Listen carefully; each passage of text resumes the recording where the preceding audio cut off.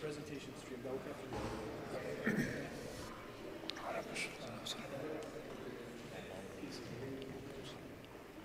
Cool? Okay, thank you so much. Sorry. Can you go to like the next slide? Yeah, you're fine. Move about it. Turn on your, just right here.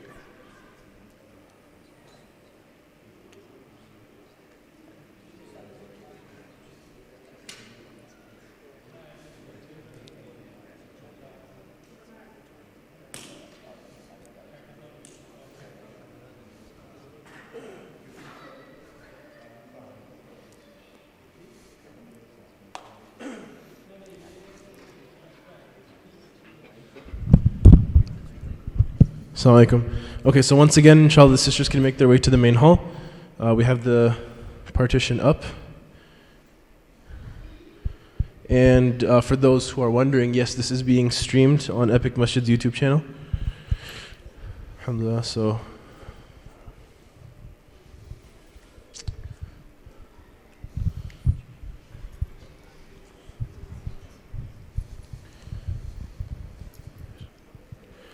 I just want to say before we begin, Jazakallah khairan to Dr. Sohail. Not only is he doing this very special presentation for you guys, but also he was at the career fair, he was doing his booth, and many of you guys I think were there talking to him, asking questions. He's very passionate about helping younger people and helping them with this process of going through medical school and becoming doctors, as he did just a few years ago. And I've heard some things from people about him, about how he somehow magically finds ways to get people into medical school, and so that's not true. So no guarantees, probably being humble. But from those who I've spoken to about him, mashallah, they have so many good things to say. And so, please give him your full attention. Take notes, and please do thank him after the presentation for giving us his time and his energy and his effort, even though I'm sure he has a very busy schedule. He's going to intro himself. I'm not going to do justice to his intro, so I know he has an intro slide up there. I'll let him get started, inshallah. Jazakallahu khairan. Assalamu alaikum wa rahmatullahi wa barakatuh. Bismillahirrahmanirrahim. Alhamdulillah alamin wa salatu wa salam ala rasulullah. So yes, I want to do this medical school talk because a lot of parents and kids would always come up to me and ask me, steps to get into med school, and should I send my kid to India or Pakistan, or should I go to the Caribbean schools, and different questions regarding that. So I decided to just make a presentation and kind of go over everything and hopefully answer questions from kind of going from high school all the way to medical school and residency and everything that entails and what to do, what not to do. And also please, if you have any questions, you can ask me afterwards, or if you know other physicians who have graduated from here, please ask their opinion as well. So a little bit about me. Why should you necessarily hear me out? I came to America, I was about 13 years old, so I did my junior high through med school all in the North Texas area. After college, I did bachelor's in biology. I was a SAT prep tutor at C2 Education Center, which is in Coppell. So I did that for 1 year, and then alhamdulillah, after that, I was a physics teacher at Plano East, which is right down the street here. I did that for 1 year, and then from then, alhamdulillah, I got into medical school, and now I work part-time in VA Dallas and Dallas Presbyterian Hospital. So a lot of people were asking me, should I be a doctor or not? And they were always worrying about how much money do doctors make, especially the youth. One thing I'll tell you, as a physician, you should not go into the medicine field just for the money, right? Because you want to be, at the end of the day, you want to be a good doctor. You're not going in there for money, because sometimes being a physician means you have long hours, you see a lot of patients, you get tired. A simple mistake could mean a patient's life. So you have to be in it if you love learning, because there's a lot of memorization from high school to college to medical school, long hours of learning. You have to be curious about what you're doing and a strong desire to help others. Again, like I said, working in a hospital can become very difficult because you're seeing a lot of patients, you're working long hours. If you're not there to help them and you're just after the money, then you can make a lot of mistakes. Why should you be a doctor? Alhamdulillah, there's definitely money. There's job security. As a physician, you can always leave one job and you will know there's another job waiting for you. That's not always the case in a lot of fields. And also, as a physician, you can do different kinds of medicine. You can be a neurologist, you can work with the brain, you can be a kidney doctor, a heart doctor, whatever you like the field, there's many fields you can go into. alhamdulillah, it's a noble profession as well. Bad things about going into the medical field, it is a lot of money, right? You pay for college, then you pay for med school. Med school in Texas, which is actually the cheapest med schools you'll find in the nation, New York and Texas, it's $20,000 a year. So 4 years times 20,000, that's $80,000. And that's just the tuition and fees, right? And then your living and boarding, that's close to $100K. Now, if you go out of state, you can be paying $50,000 to $80,000 per year. And that's just each year, so times that by 4. Now, after med school is done, you do residency. Residency can vary from 3 years to 5 years, 80 hours a week, a lot of hours you're working, and you're only getting paid $50,000 a year. So if you do the math, it's almost less than the minimum wage, right? So you're working a lot of hours. Also, like I said, as a physician, you can work long hours. Before working in Dallas, I was working in Tyler, so I was a nocturnist, which is a night doctor. So I used to work from 7 p.m. to 7 a.m., and I did that for 2 years. So that was not easy, but alhamdulillah, it worked out. And also, as a physician, you have to get insurance, not health insurance, but malpractice insurance, because people can always come and sue you, right? Lawyers are always looking to see what mistakes you've done. So they always want to come and they want to find mistakes, they want to sue you. So you have to spend money on that to protect yourself. So just the general pathway of going to medical school, you have your high school. Once you finish that, you have your college, which is between 2 to 4 years. Why do I say 2 years? Because some people are doing dual credit. They don't necessarily save complete 2 years, but they'll save maybe 1 year, 1.5 years. Med school is 4 years. There's no saving time in med school. That's 4 years anywhere you go. And then there's residency. The least amount is 2 years. That's a very specialized field, but majority of them are going to be between 3 years to 5 years. And if you're doing neurosurgery, that could be all the way to 7 years. So imagine you're doing all the math, right? Now, I did internal medicine. I finished at the age of 29, but someone who's doing neurosurgery could become a physician, could be done by the time they're 35. So it can take a lot of your youth doing medicine in America. And after that, if you want to continue studying, there's fellowship. So I did internal medicine and I stopped there. But if I wanted to be a cardiologist, a nephrologist, which is a kidney doctor, that would take me 2 to 3 years of additional training, and that's still $50,000 a year working long hours. So again, long path. The foundation has to be strong. So everything starts out with high school. You have to make sure you're getting good SAT and a good GPA. A lot of questions were being asked to me outside as to what it takes to get a scholarship, what it takes to get to a good school. There's 2 things that matter in high school when you go to college. Your SAT score and your GPA. The volunteer hours, the extra credit stuff you do, all that's second nature. Colleges will look at the SAT and GPA. If that's good, or ACT exam. If those are good, your life becomes easier getting a scholarship, getting to college. If those are not good, then it becomes a little bit more tricky. So basically, this slide is just talking about make sure you do good in your SAT and keep up with your GPA. One thing about SAT, a lot of kids who have been very successful in their SAT tests, because I talked to a lot of parents outside to see how did their kids achieve a good score. They usually send them to an SAT prep center. So I used to work in an SAT prep center, but there's one here called Katie, if you've heard of that. A lot of parents that have sent their kids there, those kids have done really good on their SATs. SATs are now back out of 1,600. Before it was 24. So if you're able to afford to send your kid to an SAT prep course over the summer at least, where they can go for 2 months and get prepared, I would definitely advise you to do that. It will be worth your time and worth the investment. Again, scholarships depend a lot on SAT and GPA. So if you get your kid to get a good SAT score, you can save them money in college tuition. So again, in high school, besides studying, do volunteer work, stay active, because you want to fill out your resume as best as you can when you're applying to colleges. You want to have a good, rounded resume. Shadow doctors, we have Epic Clinic, we have INT Clinic in Richardson, or any of the physicians. We have a lot of physicians in the community, so you work with them. You build up your resume. It just should not be just studying my GPA and SAT. It should be a lot more things to it. Like I said, volunteer work, sports. They will always ask you this when you apply to colleges. What are your hobbies? What do you like doing? Because they want to see They're not hiring a robot who's studying. They want to hire a person who's well balanced, who's intellectual, who can do, who's involved in a lot of different things. Now, when you're applying to colleges, again, a common question is, which college should I apply to, or does it matter which college? College is the same thing as med school. Out of state is going to be more expensive if you're a Texas resident. In-state is going to be a lot cheaper. Alhamdulillah, we live in Plano Richardson area, so we have some really good schools here. We have SMU and we have UTD. They're both Tier 1 universities.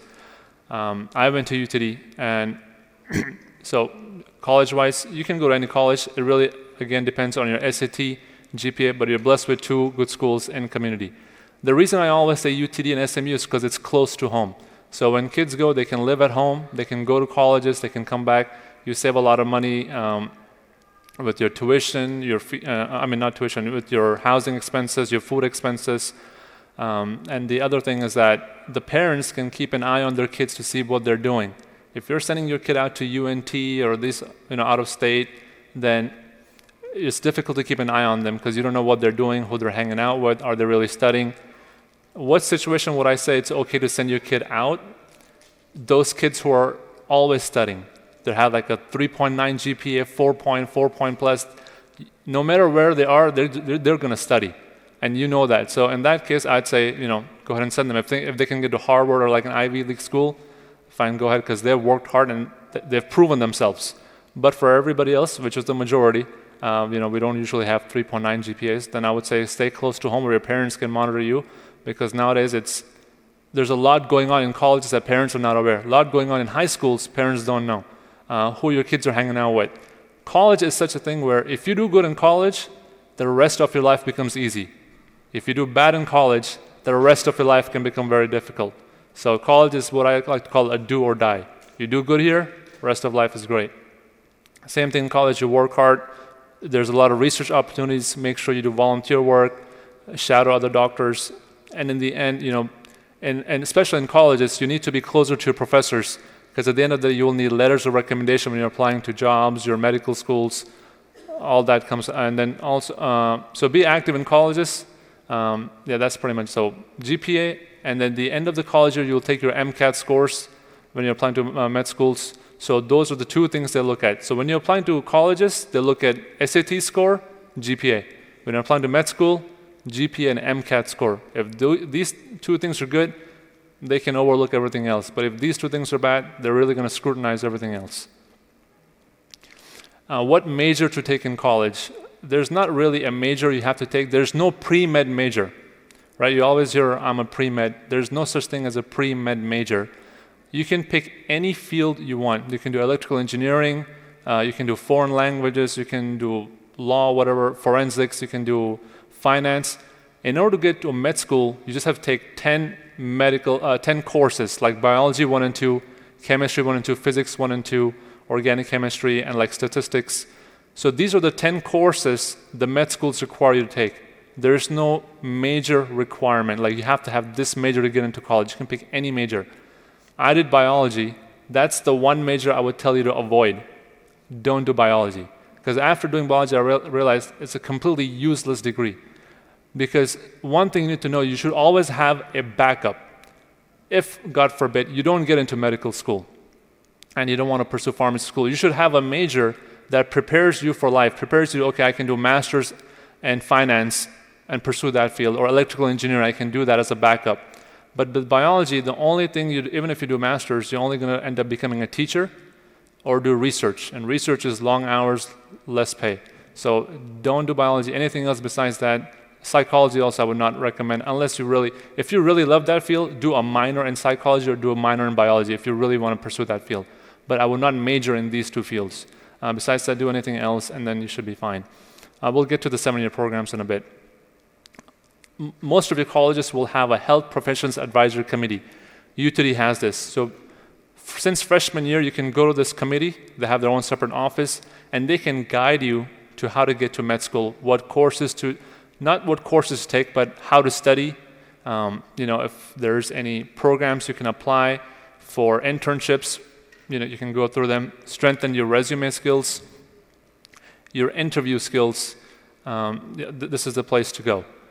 the Health Professional Advisory Committee is also good because, especially at UTD when I was there, the director of this place he used to be the selections person at UT Southwestern Medical School. So he knew what he looked into candidates when he was hiring them into medical schools, when they're bringing them in. So these people have a lot of experience as to what medical schools are looking for when they're looking for graduates to basically accept. So you want to stick with this committee and go through them through freshman year, and they'll tell you and they'll work out this semester, these are your goals. MCAT you should take, around this semester. So they'll guide you through each step. So definitely work with them. One thing I'll tell you is when I first stepped into the HPAC office at UTD, I saw a board in their office that said mostly A's, some B's, no C's. That's the kind of the thing to get into med school. Mostly A's, some B's, like very few B's, maybe 3 or 4, no C's, because med school is very competitive. Now, the 7-year program, I was saying, someone told me that New Jersey also has a 6-year program. I did not know about that. Texas also has a combined 8-year program. So combined programs can go from 6 years all the way to 8 years. What are combined programs? Where once you get in to a certain program, you finish your college and you finish your med school all in one admission. You don't have to reapply for medical school after that. Baylor has it. Now, the benefit of that is you don't have to take your MCAT. A lot of people don't like taking the MCAT. So once you get into this program, no MCAT for you. You'll maybe save 1 to 2 years, and then you pretty much work with the physicians and all of that. There's a peace of mind. You don't have to apply again for medical schools, take the MCAT. And the problem with that is sometimes I had a friend who applied to Texas A&M, and he got in the program, but after 1 year he said he didn't want to be a doctor. So all the courses he took for that 1 year was completely different from what he wanted to do. So that's the only con is if you change your mind, then you're going to lose money, you're losing a lot of time. What I did was I went to UTD, I did my bachelor's in 3 years, and then my med school was 4 years. So even though I didn't go to a program that was connected, I essentially did the same thing where I did 3 years at one place and 4 years at a med school, ended up being 7 years. Now, how did I do the 3 years? I was doing summers, winters, combining everything. I wasn't taking time off. So those are the pros and cons. If you can get it, great. Again, these programs are very competitive because a lot of people are going to apply to it and they're going to take the best of the best students, right? So if you get in, alhamdulillah, works out. If you don't, there's always the traditional route where you do the college and you do your medical school. You're only saving 1 year, maybe 2 years. And in the long scheme of things, 1 year is not going to matter because the med school path is really long to begin with anyways. Some of the programs, combined programs in Texas, this is from like 2017. I couldn't get the most updated. Some of them may not work out, but Baylor College works with a couple universities, Baylor, Rice, Texas A&M, Texas Tech, and San Antonio as well. Now, there's a program at UNT, University of North Texas, and a lot of families in the community are sending their kids there. So the way the program works is they are working with the Fort Worth Medical School, which is the med school I went to, Texas College of Osteopathic Medicine. In short, it's called TCOM. TCOM has a program with UNT and a college in Midland, Texas. It is not a combined program in the traditional sense where if you get into UNT or Midland, it's guaranteed you're coming out of physician, you're finishing up with medical school. It's not a guaranteed. So some people have the wrong idea that if I get into UNT, I'm coming out with I'm done with med school, it's all guaranteed. It's not. So the good thing is, okay, the way the program works, after 2 years of your college at Midland or UNT, you apply to TCOM through their own internal program. They have certain criteria in the sense that you have to be a good student. Your GPA has to be 3.5 or more. You have to have certain volunteer hours, things of that nature. But the problem is, even if you meet all of their criteria, it's not a guarantee they will take you in. They can simply say no for any reason. They'll say, we had too many students this year. At Midland, so this program started at Midland last year or the year before. The first year, they only took 4 students in. The second year, I think they took 6 students. The program at UNT is starting off this year. So there's really no good data behind it. So I would not recommend anyone to send their kids. If you have sent their kids there, make dua that it all works out, because you're really taking a risk. If it works out, it's great. If it doesn't work out, then you're back to square one. Also, these programs require you to do biology, not Bachelor of Science, but Bachelor of Arts, which is even a little bit lower than Bachelor of Science, according to me. So, again, I don't like biology as a major to begin with because it's a terrible backup major. If you don't get into med school, you can't do much with biology. So that's another problem with this whole thing. Like I said, there is no guarantee. They will accept you even if you meet all of the requirements as Bachelor of Arts. Now, the last reason I don't like this program is because they keep their GPA requirement low. 3.5 to get in. So when you tell a student, okay, you have to make 3.5 to get into this program from day one, the student automatically will try to get that 3.5 GPA. He's not going for the 4.0 like he should in a traditional university. He'll go for the 3.5 because that's how our mind just works. You give a goal, we'll try to get that goal. All the med schools, I'll show you in 2 slides later. If you look at the GPA requirement to get into med school, it's actually higher. It's 3.7. It's not 3.5. So with UNT, if you don't get into TCOM, they say no for any reason, and your GPA is bad, you're behind. So it sets the student back psychologically. Number one, they didn't get into the program they wanted to go to. Number two, they may have ended up with a lower GPA.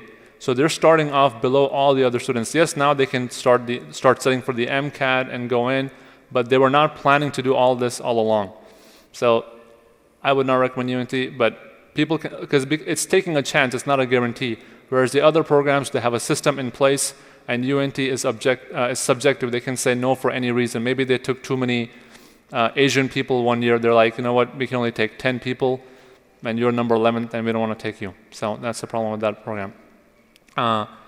People have asked me about sending students to India and Pakistan because in America, the med school path is so long. You finish 4 years of college, 4 years of med school. By the time you're done, you're 30.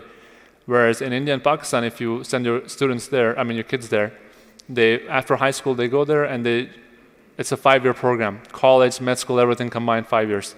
But why is it a bad idea to send them international? And I always tell people, don't do this. Every year, getting into residency in America is getting more and more tougher. It's more competitive. In fact, I've even met parents who have sent their kids in America and their kid was not able to get a residency because their grades were not so good, whatnot. So even for people that are graduating in America from med schools, getting a good residency is tough for them. So if you're coming from India and Pakistan, your USMLE score has to be through the roof, really high.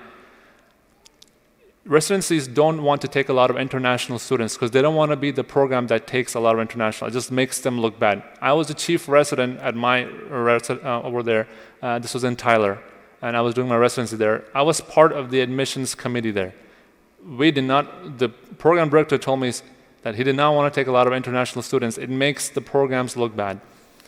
So going to India, yes, you will save a little bit of your youth, but coming here will be difficult for you because you have to score really high on your USMLEs. And again, it becomes very difficult to get into residency. So I would say stay in America. Don't even go to Caribbeans. I know people go to Caribbeans to save money, but in the end, there's only Ross. Caribbeans have a lot of medical schools, by the way. Ross is the only good one, I would say, if you really wanted to go there. But even then, you still have to come out with a high USMLE score, like a very high USMLE score, if you're saving time. But why take chances, right? When you have these opportunities in America, don't take chances on these because you don't want to add any more time to this long path there is already. College is 4 years, med school is 4 years. Why are you wanting to take chance and add more time to this? So stay the safe route. Go to college or apply for med school here. Inshallah, if you get in, it saves you time, and even the money might be more expensive here. In the end, once you start earning money, you'll be able to pay off your loans. So again, the courses you take in colleges to get into med school, these are the courses you have to take according to the TMDSS website. The TMDSS is the college, is the medical school. All the Texas medical schools are under this umbrella, and you apply to the medical schools through this website. And they just want you to take these courses in college. So you can do any major you want, just have to do these courses. So you don't have to do a biology degree, chemistry degree, any major, just do these 8-10 classes and you'll be good. Coming to the MCAT, you usually you end up taking the MCAT during your junior year of college. The MCAT is out of 515, I believe, or 528. Also, just like the SAT, how I was recommending you should take a prep course, also take a prep course for your MCATs. Don't go, these are two very important tests that you do not want to take the test without having a prep course done. Yes, it costs money, but it's worth the investment. The higher score you get, the better chance you are to get in medical school. The score to get is about 510, and also, again, you need a lot of practice for the MCAT. You're taking a lot of tests, practice tests over and over again, a lot of study time. So I would basically save one summer towards MCAT, where I'm just taking the course at the beginning of the summer, towards the end, I'm done with the course, and I'm ready to take the course at the end of it. And so nowadays, it's electronic. Before I used to do paper and pencil, nowadays it's all on the computer, and it's shorter exams than before it as well. So just what the colleges are looking for, GPA, like I said, 3.7. The higher GPA, the better. So don't go for 3.7. Students always go for 4.0. Because if you aim high, maybe you might not end up with 4.0, but you might end up with 3.9. But if you aim low, you may not even get to that low number. So always aim high. So 510 is a good score on your MCAT. 514 is phenomenal score. And then at least have a 3.7 in college. So there's two types of medical schools. There's the osteopathic, the DO program, and there's the MD program, medical doctor. They both pretty much teach the same exact thing. The DO program just teaches one extra course that the MD programs don't teach. You can practice medicine in all the states with whatever degree you have. The course they teach additional is the osteopathic medicine. MDs don't teach this program, this course, and it's really how to work with your hands. A lot of things can, if you go to traditional MD, if you have back pains, whatnot, they're just going to throw a lot of pain medication at you, or muscle relaxers, whatnot. Whereas the DO can, if it's a good DO, he can actually work with your muscles, kind of help solve the problems with the tissues, whatnot, and then he can also give you the medications as well, but actually at least try that. So they both require the same thing, 4 years of college. They're both 4-year programs and medical school. The other thing I was going to talk about was that in the combined program, how you don't take the MCAT, that is just one test you're not taking. Medical career is filled with tests. It's just filled with tests. So medical school, let's talk about colleges. In college, you take one course. At the end of the semester, you have the final exam, right? And you have maybe like a midterm in the middle. In med school, one course lasts between 2 to 4 weeks. So every week you have many quizzes, and every 2 weeks you have like a final exam for that particular course. If you fail that course, if you fail 2 of those, you have to repeat the year again.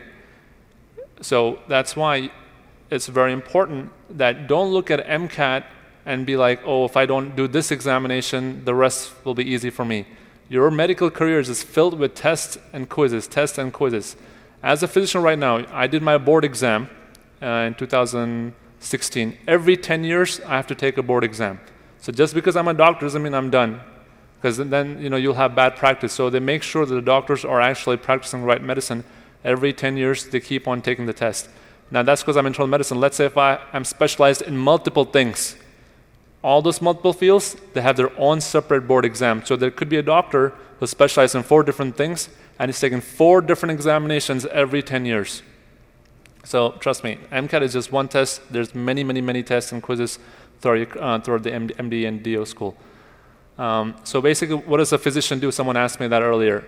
When patients come into the hospital, they get seen by the ER doctor. The ER doctor is also a physician, obviously. He does the labs, he does the examination. If he finds them to be very sick, he will admit them to the hospital. So that's where traditional hospitalist comes in. He admits them to the hospital makes them get better. He's like like my cousin was telling me, he's the quarterback of the physicians. He makes sure to get the right test done, right imaging done, get the right team of people in to fix the patient, and when they get better, he discharges them home.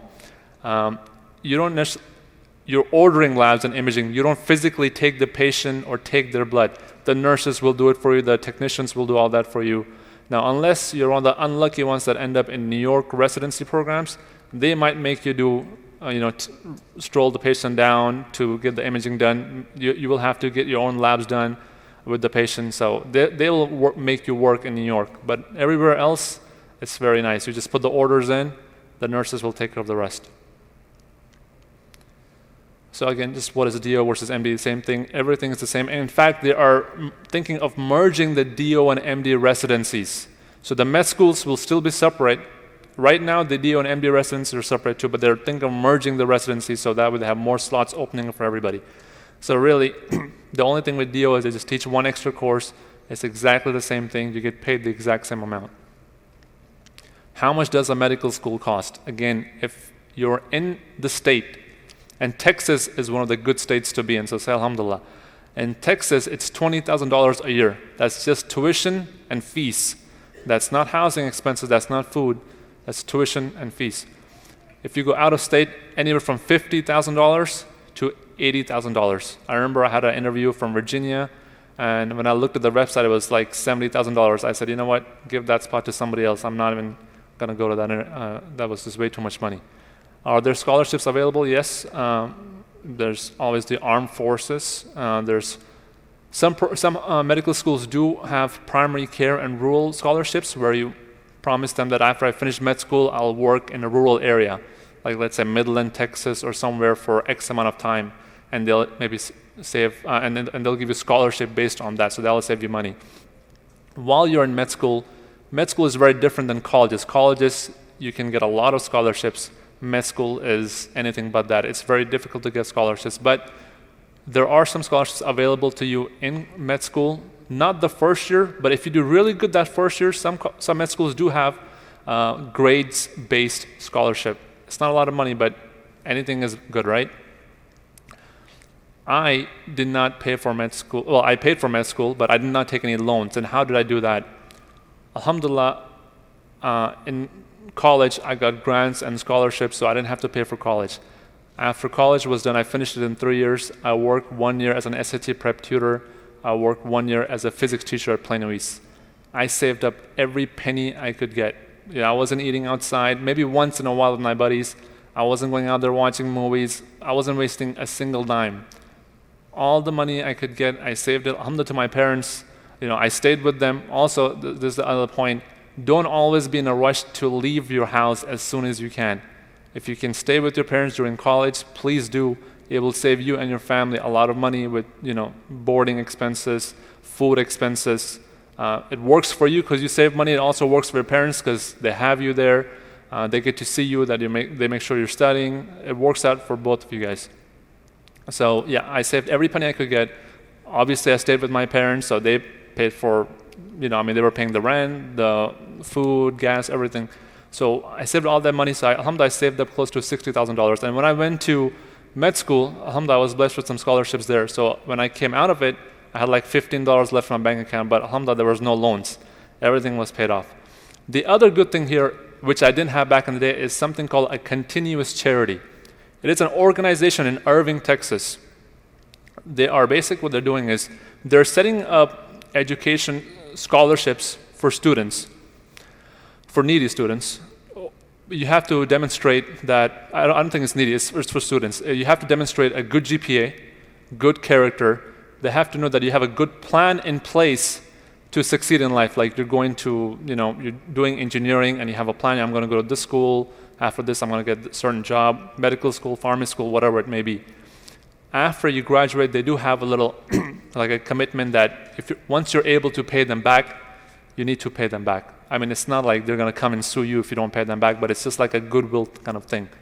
Once you're able to stand up on your feet and you start earning money, pay them back. So continuous charity was something great. It wasn't there before. If they're able to, they will try and pay all of your college. If they're not able to, they can at least pay part of it. So check this out, continuous charity, just type it online. And one thing I always say, live within your means when you're in med school, even if you do take loans, right? So you go to med school, you apply for loans, they give you $20,000 on day one. Now, when you have all that money and you haven't seen more, doesn't mean you go buy the brand new TV, you buy a nice car, and you start doing these things. A lot of kids in med school do that. So what happens is, these loans, at least when I was in college, they didn't start accumulating interest till you graduated. Now it's different. They start accumulating interest the day you borrow the loan. So if you're borrowed $80,000, by the time you're out of your med school, you're like 100, 120 in because the interest has kept piling on and on. So when you're in med school, live within your means. Just because you have all this money from loans, it's not free money. You got to pay it back. So don't go spending all that money. Have your goal in mind. We'll get to questions at the end. Once you finish medical school, what can you do? So people have asked me about residencies. So some residencies can be 3 years, 4 years, 5 years, some can be even longer. So here I have surgery can take 5 years. Internal medicine, family, pediatrics, ER will take 3 years of residency. Whether it's anesthesiology, OBGYN can take 4. Neurosurgery can take all the way up to 7 years. Now, also if you do fellowships after that, it'll be a little bit longer as well. So if you do internal medicine, then if you want to be a cardiologist, that's 3 more years. Nephrologist, 3 more years. So if you want to specialize in an organ field, you have to go to the internal medicine route. So again, this is like a summary. You do your pre-med, right? Pre-med is basically your college, your 3 to 4 years of college. Then you go to med school. After your med school is 4 years long. First 2 years are the hardest years in med school. You're studying constantly, tests, quizzes, that's all it is. After that, after 2 years of med school, you have to take your USMLE Step 1. Then you do your remaining 2 years of college, of your med school. The last 2 years of med school, you work with different rotations. You work with internal medicine doctors, you work with surgery, pediatrics. That's when you decide what kind of doctor you want to be. A lot of people were asking me, how do I decide that? Do I intern with people? No, colleges, med schools have a good system in place where you're working with different physicians for extended period of time, and that's when you decide, okay, I want to do this field, or no, surgery is too much, too many hours, it's too much work, I don't want to do that. So they give you plenty of time. At the end of each of these rotations, there are shelf exams that you take, and then after the end of 4th year, you take your USMLE Step 2, then you go into residency. Usually after the first year of residency, you end up taking USMLE Step 3. So there's 3 USMLEs. Tests never end, right? After first year of residency, you do your USMLE Step 3, then you finish up your residency, and if you do fellowship, then there's the board exam. That's the one you take every 10 years. Now, there are different medical professions as well. If you go to the bottom of the screen, MD or DO, that's the one that requires you to go to high school, college, grad school, and residency. The other fields are pretty good as well. PA, that's the third one from the bottom. It's called physician's assistant. You go to college and then you do 3 years, 2 to 3 years of additional college. They have, just like how there's a med school, there's a PA school as well. PA school, once you finish PA school, you're a physician assistant. You work with the physician. You don't work as hard because you don't have residency, but you can earn pretty good money. You can earn $120 to $150K a year. A lot of times sisters ask me, if I go to med school, how does the family life work out? Because there's people look at age and all of these things. So people that don't want to do that long route, there's always a nurse practitioner, PA for them. Nurse practitioners are pretty much nurses who now want to work with doctors, so they have to go to an NP school, and they do the same thing as a PA pretty much. They work under a physician. They don't work independently. You work under a physician, but you see patients. You can diagnose the problem. You can't write prescriptions, but you can you can order medications in the hospital, but not in the. You can't send patients home with prescriptions. Only a physician can do that. So PA and NP, again, those are good fields. Not as long, shorter, and pretty good salaries. The rest of the things, like the CNA, which is a nurse, MA is a medical assistant. You just need certifications, you need to train a little bit, but again, they don't earn much money. So an RN, a registered nurse, these are the most common nurses you'll find at the hospital. Their job is when the patient comes in, they look at the doctor's orders, they also take their own history. They have to update all the history and physical in the system from their aspect. They don't necessarily do a physical examination, but they do a limited examination, and they have to document all of that. If anything happens to the patient, they let the doctors know, the doctors give them orders, and they follow through. So they're really like the first one, first I would say, they're the ones talking to the patients first, talking to the families first, relaying all the information to doctors, keeping an eye on them overnight. So my patients, I'm not at the hospital right now, but the nurses are there. They're watching my patients. If something happens, they will call me and I'll tell them what to do. So they're kind of watching my patients all the time. A nurse practitioner, again, you have to do the RN program first. And then once you've done that, you can do a master's degree. There's a licensing exam. It's 2 to 4 years. Now, they are a little bit higher than the RN. So they can make, their salaries go from $90,000 to $120,000 a year. Again, like I said before, they cannot write prescriptions to send patients out, but they can write medication in the hospital setting. I can have them see my patients and just follow them and just like write a little amendment at the bottom saying, I agree with my nurse practitioner's notes. This is what we'll be doing for the patient. And you will typically see them a lot in the clinics and whatnot. PA, you don't have to go to a nursing degree. So PA and NP very similar, but PA does not require you to get a nursing degree. You get to your 4-year college, 2 to 4 years of PA school. TCOM, where I went to med school, they have a PA program over there too. Theirs is 3 years, very competitive. You do your licensing examination, and like I said, good salaries and much less amount of time that you have to put in to train. So you'll be a lot younger when you finish PA school. Also, there's pharmacy as well if you're not really into going into med school. 4 years of college degree, 4 years of pharmacy, licensing examination. And they usually work, you'll see a lot of pharmacists, they work in the clinics, not clinics, I would say, in the hospitals and in the outpatient setting where Walmart has a pharmacy, all the CVS, all of them, they're all trained in this. And there's other dentistry, physical therapists, lab technicians. Let's look at the debt versus the income. I'm just going to jump around to the last 3. RN typically comes up with about $30,000, annual income of $65,000.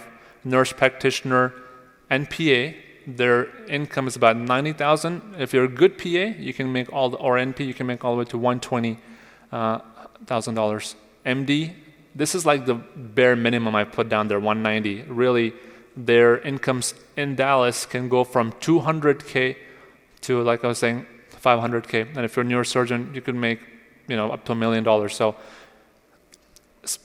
a lot of the MDs, they work 1 week on, 1 week off. So, you work a week, and you're resting a week, and you work a week, you rest a week. Some physicians don't want to do that. They want to earn money all the time. So their week off, they will work so they can earn a lot more money during that time.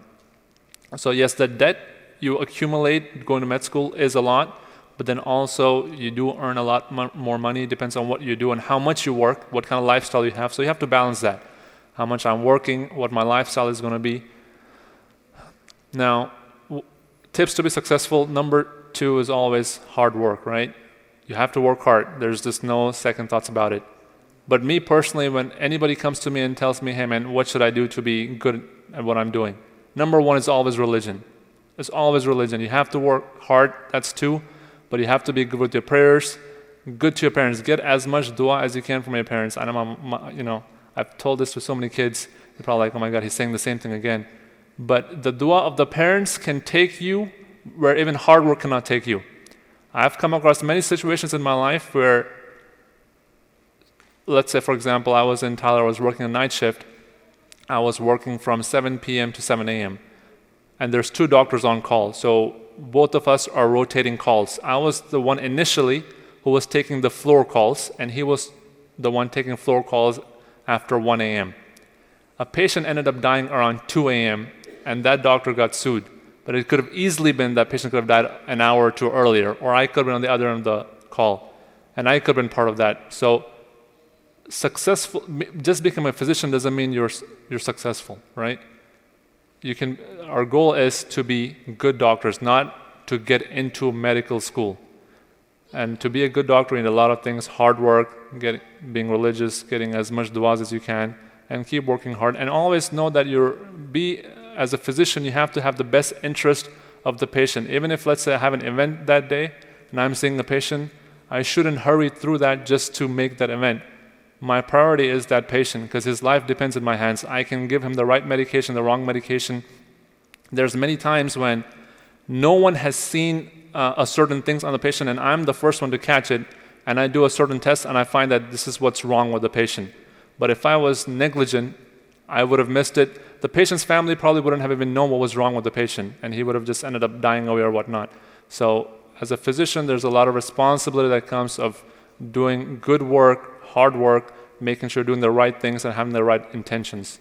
So that was pretty much my presentations. Any questions? I can start with the ladies and I can go to the men after that. Cover all my bases, huh? Great. Guys? Yeah. So I heard that medical schools, like you mentioned, they have test after test. Like every 1 or 2 weeks they have like a test and stuff like that. And if you fail, like I think 1 or 2 in a row, then you're like kicked out. Right. So med school, yes. 10% of students do end up failing out of med school. You fail one test, they put you on, not one test. You fail one course. Each course will have 2 exams. You fail one course, failing is less than 70%. You fail one course, they put you on probation. You fail 2 courses, they'll make you repeat the entire year. They won't give you your money back. So the money you put, the $20,000, you still owe them for the entire period. Now you'll owe them additional 20 for the next year because you have to repeat it. So that's why I say you need to push yourselves in college. If you're going to that's a problem I have with UNT program, sending kids to UNT. It's an easier program, and people are thinking they'll go into medical school easier. You can make your college easy, but med school is very difficult. If a student is not prepared for medical school, the level of difficulty, he's going to fail out of there. I had 2 or 3 Muslims that were with me who ended up failing out of college. They ended up repeating. They all ended up becoming doctors, but the first year they ended up failing, so they had to repeat it again. It's a lot to go through for their families, for themselves. It's not easy, right? And plus you're adding 1 more year on this long path that's already there. So push yourselves, take difficult courses in high school, push yourselves in college. That way you're prepared for med school, because med school is relentless. There's quizzes, tests, and you're competing with everybody. And getting into residency means you have to do good on your GPA, good on your USM lead scores. You're competing with everybody there. I know that getting into med school, for 1 seat, 20 people apply for 1 seat. This was like 10 years ago, the data came out. Now maybe even more. For 1 seat, getting to med school, 20 people are applying. So you're competing with a lot of people. So that's why you have to have the right frame of mind. You have to be working hard. Because even if you do end up in med school and you don't work hard, people will end up failing or have a really low score at the end. Anybody? So what a science major, how about with the MCAT? Because obviously you have to have science base. So the MCAT is basically comprised of those courses that I talked about: physics, biology, chemistry, statistics. Not as much, really. They have math in there. These courses will prepare you for the MCAT. Everything else in a biology degree or a chemistry degree has nothing to do with the MCAT. It will not prepare you anymore. You take your 10 prerequisite courses to get into med school. You take your MCAT prep course. That's it. That's all you need. Taking an additional chemistry course, like, for example, I was a biochem major initially, so I had like multivariable calculus. They have general there's physical chemistry. These are things that will not help you in the MCAT. Nothing of those courses was even related to the MCAT. People will say, why take even physics? Physics is actually a weed-out course. It's a difficult course. Med schools make you take it because they want to kind of weed people out. If people do bad in that, they'll have a lower GPA and they won't end up in med schools. I don't really use physics as a physician. I don't use organic chemistry as a physician. These are weed-out courses. They make you take those courses to see how smart you are, if you're able to work hard or not. But yeah, the courses that the med school recommends on their website, that's all you need. You don't need anything extra. Also, I had a question about you. So you said that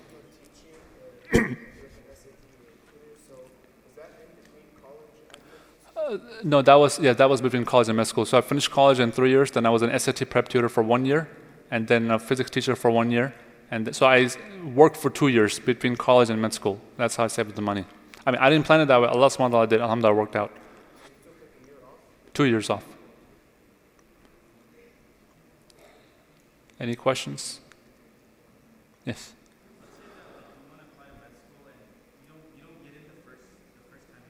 Mm-hmm.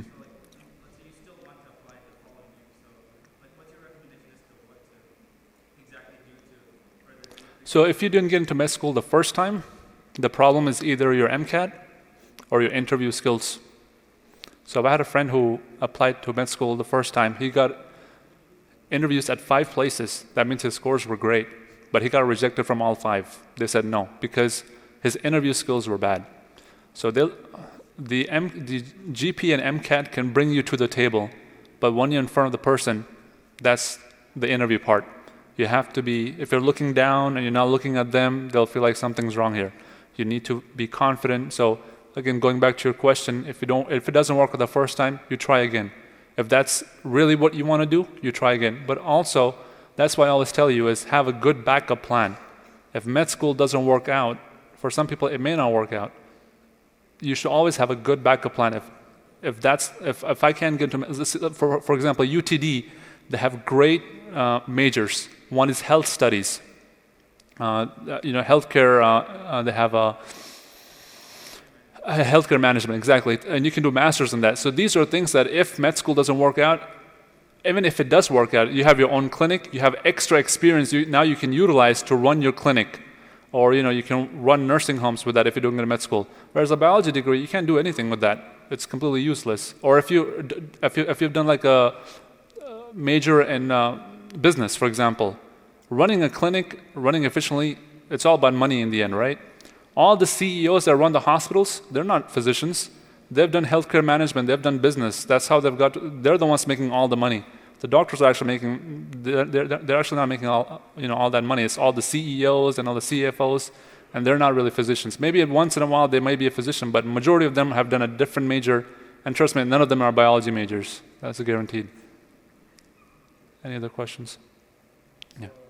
What's the difference between like internal medicine and the other specialties? Internal medicine is basically, you can have your own clinic, but most of the people that do internal medicine work in the hospitals. And for example, OBGYN, you work with females, pediatrics, you work with the kids, family medicine, you can open up your own clinic. Internal medicine is mainly, think of it as a hospitalist-based medicine in the most common sense. But yeah, you can have your own clinic too. But like I said, most of the internal medicine doctors, when the patient comes to the hospital, they get admitted by the ER doctor if they're sick. The internal medicine doctor takes them in, makes sure that their labs and their vitals, he looks at them, gets them better, get other doctors on board. If let's say they're having a heart attack, cardiologist comes in, he's like the quarterback, he kind of runs the whole system, and then he discharges them home. So was there a residency for Yeah, residency, 3 years. Yeah. Any other questions? Yes, sister.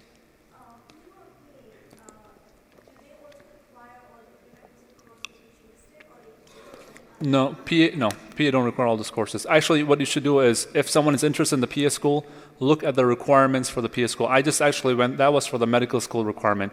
PA might have a little bit different. So always in college, just go and check, like I said, TCOM has their own PA school. So you can just go on their website, check what the requirements are, and base your studies off of that. Yes?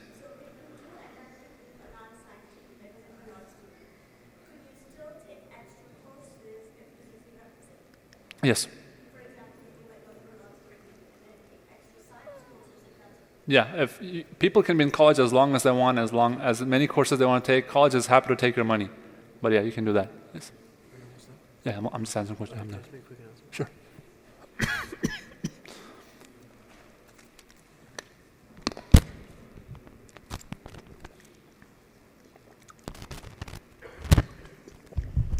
Assalamu alaikum. I apologize for interrupting the Q&A session. Can we just get a round of applause for Dr. Sohail, please? Just wanted to say Jazakallah khairan again on behalf of Epic and Epic Youth for conducting this program. Like I said at the beginning, please do thank him. Network with him afterwards when you get a chance directly. I just wanted to make a quick announcement before I give it back to him and finish the Q&A. One thing that we were also providing as part of this whole program was a professional headshot for those of you who want that for your LinkedIn profile or for any other purpose. A lot of times people don't know where to get that or how to get that, or they don't want to pay for it or whatever. So alhamdulillah, we have a professional photographer here in the back. He's setting up in the hallway. So once you're done with this program, I know a lot of people signed up for that. Even if you're not wearing professional clothes or whatever, that's fine. Just get that headshot. That will be very valuable for you, moving forward, inshallah. So again, you can just kind of line up in front of that right after this program is done, and he'll just kind of take those one after the other. Okay? Jazakallah khair. Any more questions? No? All right. Yes. So do you know how the transfer becoming a dentist, how does that, what are the similarities? It's pretty much the same. I mean, I think it's pretty much the same courses. You take your biology, chemistry, physics. I don't know about the physics part, but 4 years of college, and then you take instead of the MCAT, you take a DAT, D-A-T, and and then you have to have a good GPA, and then you apply to dental school from there. And if anybody have any more questions or you think of something, you can write down my email address, and then you can email me. It's Sohail Med. It's SUHAIL MED @gmail.com. Yes, brother, you have a question?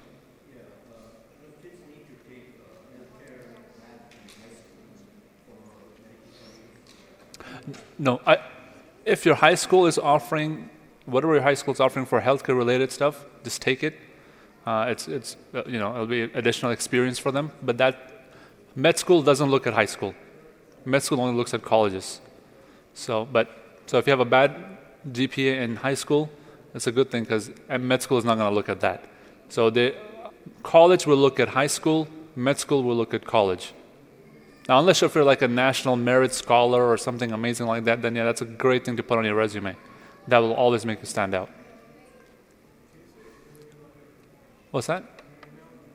Oh, so SUHAIL, Sohail Med, MED @gmail.com.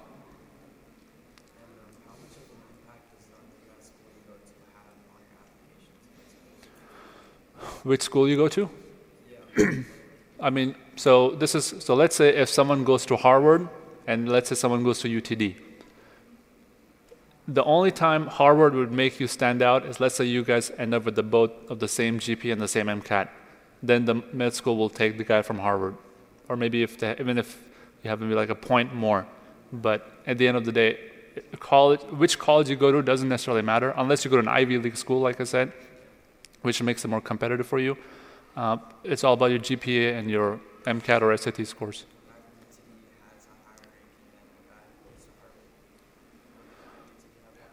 Yes, depends on how high the scores are. Yeah, definitely. Does the same apply for medical school itself? Which medical school you go to? Yes. Like a Harvard Medical School graduate would be having a lot more opportunities than somebody that went to, let's say, TCOM or UT Southwestern.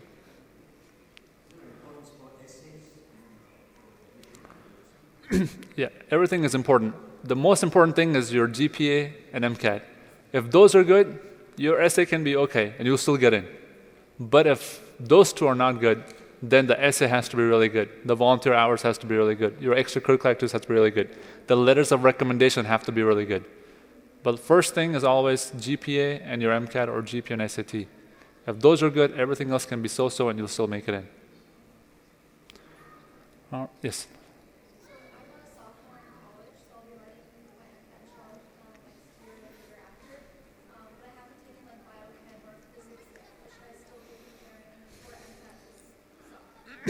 I would definitely say yes.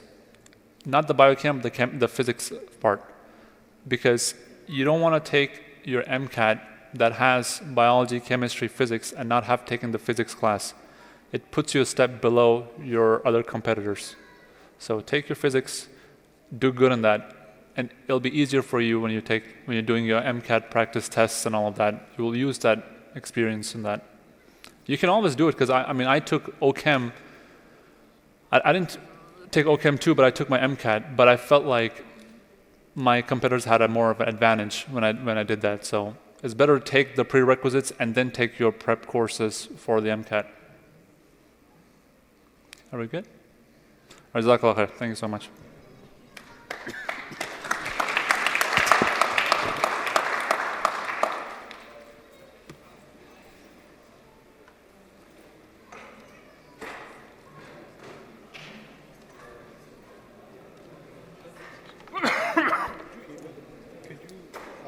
Could you email me the PowerPoint? Yeah, Do you have my email or not? you can go later on. Quick question. The PowerPoint that you used, was it, did you use Google Slides or did you use Microsoft? Microsoft. Okay.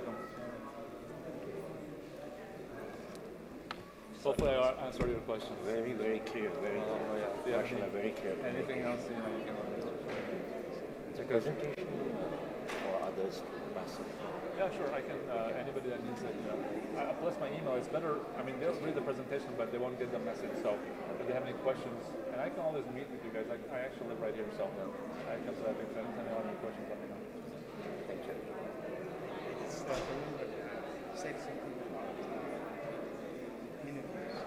So what can students do for interviews? So when they go to colleges, the college will have like a health academic committee. So what they do is they do mock interviews. So they bring the students in and they pretend like they're sitting for a conventional interview. So they can train the students. So that's why it's good to be with a committee because they will train you these things. So and they will give you feedback. They'll say, "Oh, you were looking down. You were doing a lot of this. You should be looking. This is how you sit." So they'll give you all the feedback of how you should be in an interview to make and give you tips to succeed.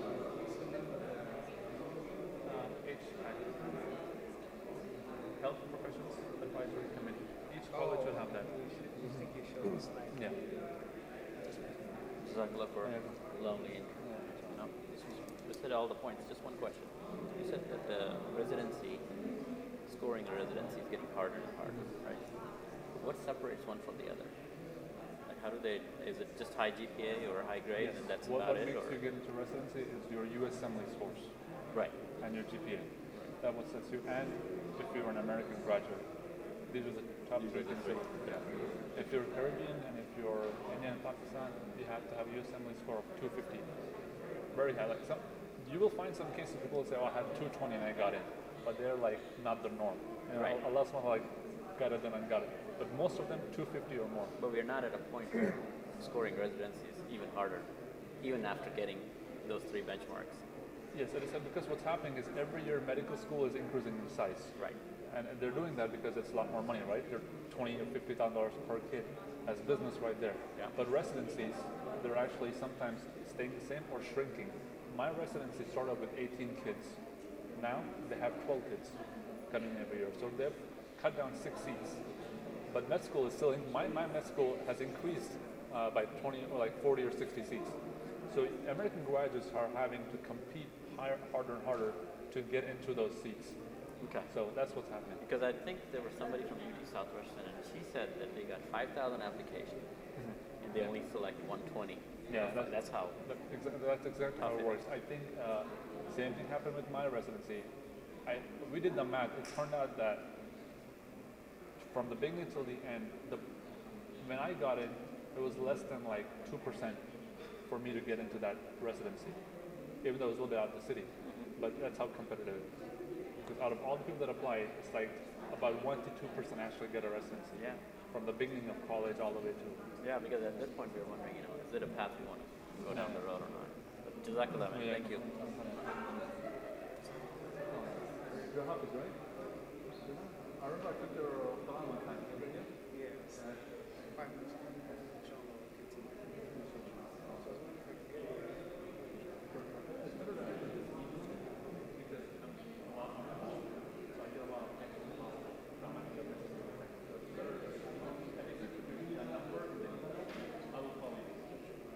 Sorry, I missed the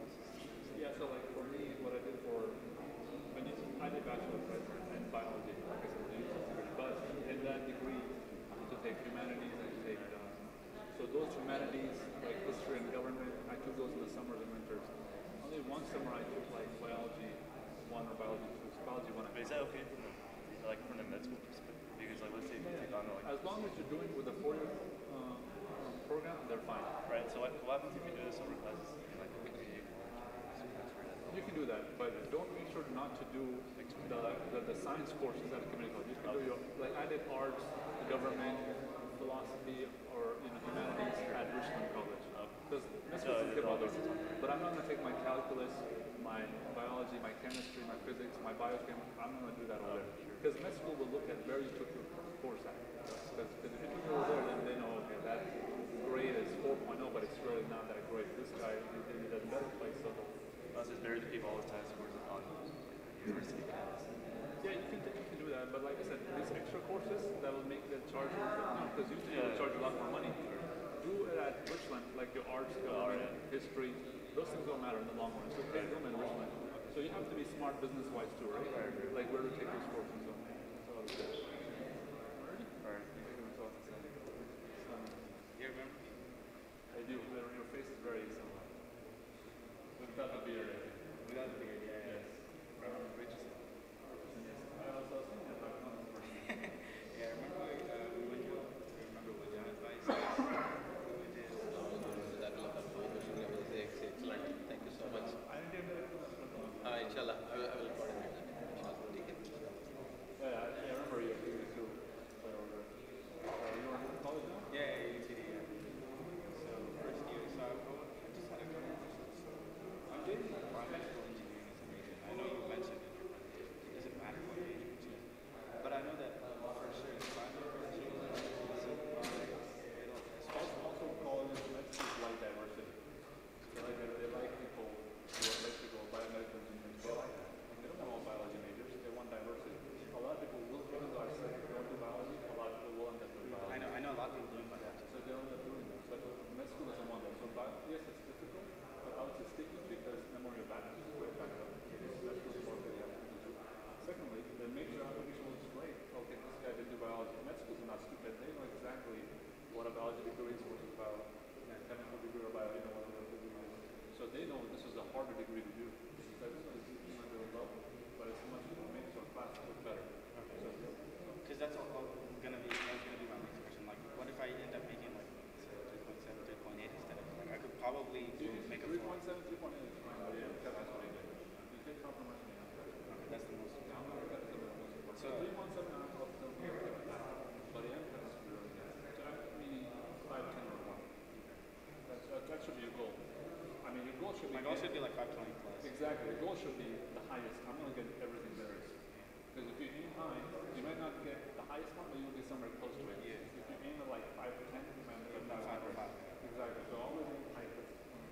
Yeah, you said yeah. Okay, then what about so you said HVAC, right? So that's a helpful because I have not yet visited the HVAC. Very helpful. Because like I said, they'll look at your resume, they'll do your interview skills, they'll do a lot of things. Okay. You need to be in that group. Plus, some of the people in HVAC have been at committees, selection committees at actual med schools. Yeah. Okay. So they can give you feedback, what they see, what they've seen in the past, and what they see in the applications, how they can make sure to get there. So for my general professor right now, he is on that HVAC medical committee, and I have a good standing with him. So inshallah, I'll also. What's his name? John Tucker. Yeah, I know. I did chemistry with him. Really? UTD, right? Did you take the honors general with him or regular? They didn't have an honors technical back then. They just had a job chemistry one. But it's not like